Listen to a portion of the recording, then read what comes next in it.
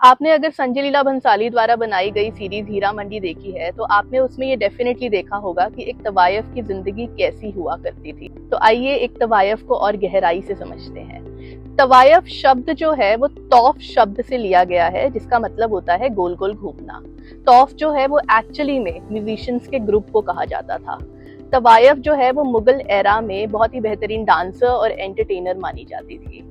Professor और इतिहासकार Veena Oldenburg की रिसर्च से हमें ये पता चलता है कि तवायफ के पेशे में उन्हें गाने और नाचने वाली लड़कियां कहा गया है, जिनका कंट्रीब्यूशन म्यूजिक, डांस, थिएटर और उर्दू लिटरेचर में था। उनका डांस इतना ग्रेसफुल था कि उन्हें तहजीब का एक्सपर्ट भी कहा जाता था और बड़े बड़े नवाबों के बेटों को उनके पास तहजीब सीखने भेजा जाता था।